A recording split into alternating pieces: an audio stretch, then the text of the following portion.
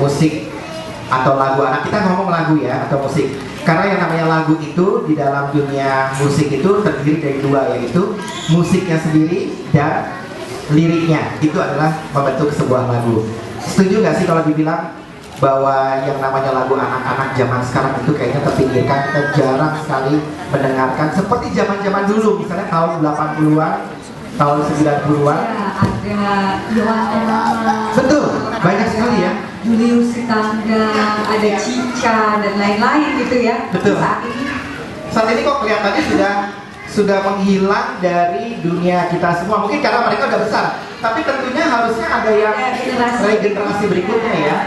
Bagaimana ini mengenai fenomena hilangnya atau terpinggirkannya musik atau lagu anak-anak? Iya. Aku duduk aja ya. Iya dong, Kak. Silakan. Thank you. Menikmati teater puisi. Jadi memang awalnya kalau saya dari sisi orang tua, seorang ibu, kemudian juga dari sisi pengelola taman bermain. Ya.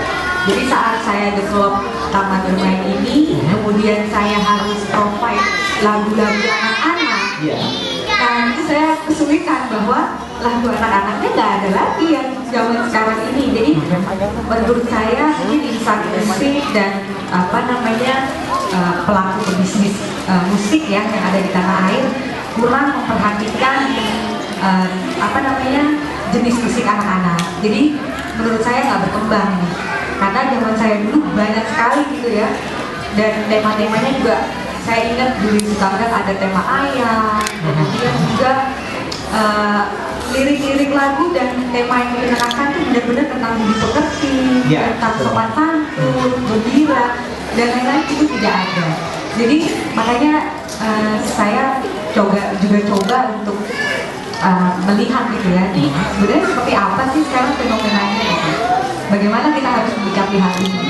Oke, memang ya dulu ada, kalau kita dengar lagunya Julius Sitangga, begitu kita dengar, meskipun orang tua kita mungkin saat itu masih ada, kita langsung tersenyum ya. Itu salah satu bentuk power dari musik ya. Itu sendiri. Nah, untuk kita refresh, kita coba lihat di layar ini. Kita lihat beberapa lagu anak-anak zaman-zaman dulu ya. Kemana sih pencipta-pencipta lagu zaman sekarang? Kok zaman dulu aja sih yang ada? Kita sama-sama dengarkan dan kita lihat.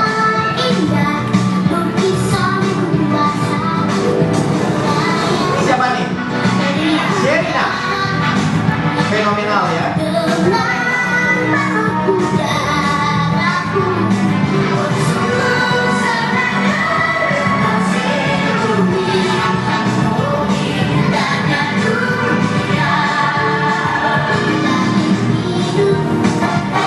Ini kira-kira tahun awal tahun 2000.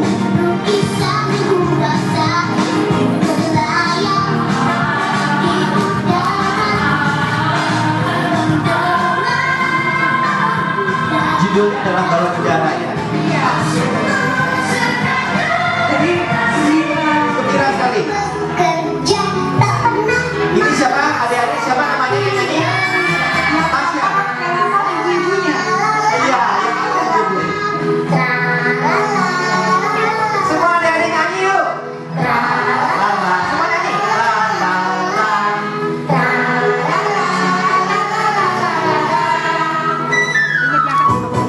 Setiap hari ku bawa ternak ke padang rumput dekat hidupku. Saat ini Tasya masih bernyanyi atau menyanyi, tapi untuk remaja karena Tasya sudah remaja ya.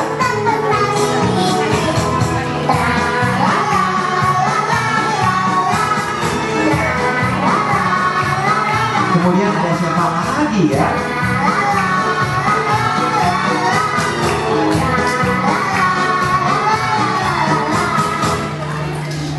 Nah itulah kurang lebih ya tadi Sherina dan Tasya. Masih banyak lainnya lagi yang zaman-zaman dulu kita dengarkan lagu-lagunya dan cukup meledak. Dan mereka-mereka ini ternyata cukup tanda kutip kaya. Ada Joshua juga dulu ya, yang satu hari dia bisa main di 4 bahkan di 5 tempat, Sabtu Minggu 10 tempat. Kita bicara mengenai bisnis sekarang. Dalam dunia lagu anak-anak, bisnis lagu anak-anak zaman waktu itu luar biasa. seorang anak yang menjadi penyanyi lagu anak bisa kaya raya. Nah, zaman hari ini kayaknya belum ada lagi ya semacam tokoh-tokoh itu. Nah, kira-kira kenapa sih anak-anak sampai kehilangan tanda kutip lagu-lagu anak-anak? Apakah karena pemusiknya atau penciptanya menghilang? Atau mungkin ada peran orang tua di dalam sini? Menurut Dari gimana? Apakah ada peran orang tua yang juga turut berperan di dalam menghilangnya atau terpinggirkannya lagu anak-anak? Menurut saya semua pihak jadi ikut bertanggung jawab ya dalam hal ini, insan musiknya, industri musiknya, kemudian juga medianya. Karena juga saya lihat mungkin Kak Seto juga concern ya bahwa ada banyak acara-acara di televisi yang festival-festival musik anak-anak, tapi anak-anaknya dikondisikan wardrobe-nya seperti dewasa, kemudian lagu-lagu pilihannya juga yang diberikan adalah pilihan lagu dewasa. Nah, kemudian kalau itu dari anak-anaknya, jadi kita bisa lihat idola cilik ya SPTI. Kemudian kalau kita lihat yang lebih dewasa lagi, remaja, ada Mamma Mia misalnya. Nah, itu juga sudah dikondisikan bahwa mereka mereka akan mendapatkan ketenaran, uang banyak, keluarganya ikut bahagia, kemudian juga malah justru orang tuanya juga ikut bangga ya bahwa anaknya, dan karena kan ada duet antara ibunya. Nah, kondisi-kondisi itu menurut saya yang membuat jadi ada perubahan pandangan gitu loh, dan melupakan sebenarnya nanti mungkin Kak Seto bisa bicara lebih jauh hak-hak anak tuh seperti apa sih, karena saya yakin kalau saya dulu tidak mengenal lagu anak-anak atau Kak Seto mungkin tidak besar dengan lagu anak-anak, saya yakin efek psikologisnya pasti beda, nggak seperti sekarang ini. Yakin deh pasti Kak Seto mungkin jadi pemain film atau band gitu. Jadi gitu menurut saya gitu. Gitu sih Kak. Nah, tapi kalau untuk masalah ini kan kalau untuk kita lihat bahwa ditayang di TV itu kan memang banyak lagu anak-anak yang hilang kemudian digantikan atau beralih ke lagu-lagu bukan lagu anak-anak demi yang namanya rating. Betul. Ya, jadi pokoknya asal untung rating tinggi, bodo amat mengenai masalah lagu anak-anak. Yang penting rating tinggi, dia nggak memikirkan mengenai dampak terhadap anaknya, kemudian diputar saja seperti itu apa adanya sudah, tanpa memikirkan adanya slot untuk lagu anak-anak, showroom untuk acara anak-anak. Tapi kalau kita melihat di dalam keluarga sendiri, apa sih yang harus dilakukan atau diharapkan oleh orang tua supaya mendidik anak-anaknya supaya dia tuh mencintai lagu anak-anak? Kira-kira harus gimana sih orang tua?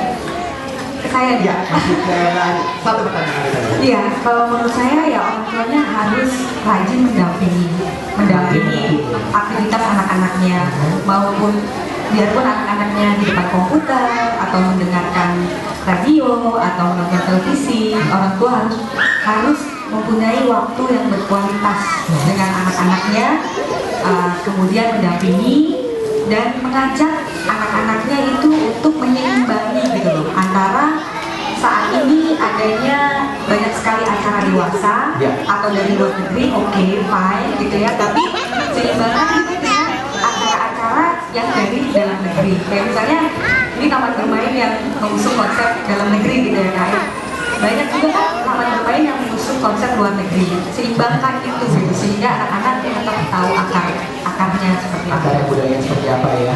Baik, tapi sulit juga ya kadang-kadang kalau kita pikirkan kenapa kok tayangan-tayangan dari luar negeri itu lebih sering diputar, karena antara lain saya dengar sendiri dari beberapa produser yang membuat tayangan anak-anak bahwa membeli produk-produk dari luar itu jauh lebih murah daripada memproduksi tayangan-tayangan yang harus diproduksi in-house di dalam negeri, sehingga mereka lebih memikirkan untuk membeli saja dari luar negeri tanpa melihat isinya seperti apa, tapi laku, kemudian rating tinggi, iklan banyak, perusahaannya maju, dapat uang banyak, selesai. Baik, ternyata yang namanya lagu anak-anak itu, kalau bukan lagu anak-anak saja, kalau kita mendengarkan lagu, kita bisa terbawa nih. Dengerin lagu ayah tanpa kita harus kehilangan atau pernah kehilangan orang tua pun, kita sudah membayangkan bahwa aduh kalau nanti kita kehilangan ayah seperti apa, kita bisa bercucuran air mata, merubah emosi dari seseorang yang mendengarkan. Kemudian mungkin kalau kita mendengarkan sebuah lagu, kita langsung pikir dulu kita bakalan emosi ini. Atau anak-anak, pada saat kita mendengarkan lagu gembira mereka langsung ceria, ya. Kemudian termotivasi untuk belajar atau untuk bermain lebih aktif. Tapi pada saat kita mendengarkan lagu yang agak melo, mereka pun juga terpengaruh perilakunya. Apa betul sih yang namanya lagu itu bisa mempengaruhi emosi anak, dan seberapa jauh lagu itu bisa mempengaruhi perkembangan seorang anak? Untuk itu kita tanya saja sama Kak Seto ya. Kak Seto, sampai nanti mungkin kita akan melihat beberapa pointers yang ada di layar ini.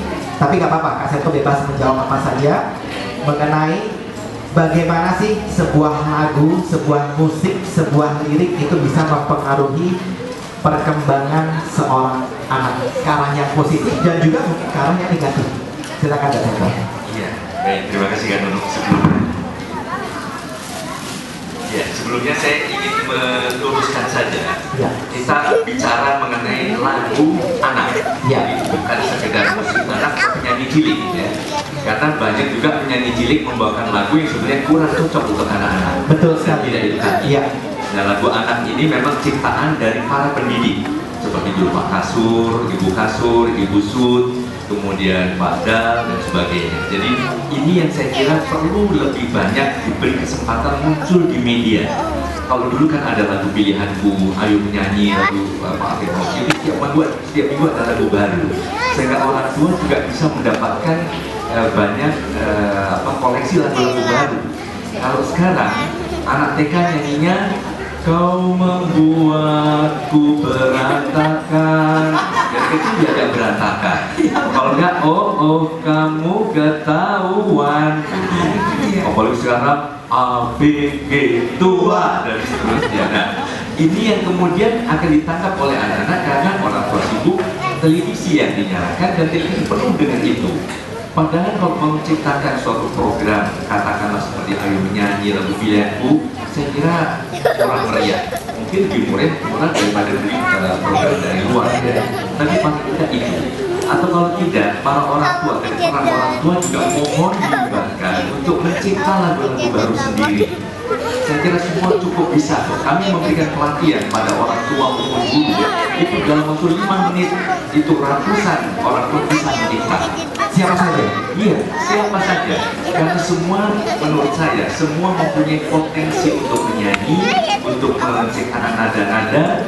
Jadi misalnya para ibu ngomel misalnya pada orang ini sudah malam, cicilan lunas, harga cabai mahal, tensi tinggi, anak-anak belum tidur. Kalau hari sudah malam, waktunya tidur, besok jangan. Tapi kalau ngomelnya dengan nada, mungkin tiba-tiba hari sudah mulai malam, waktunya tidur.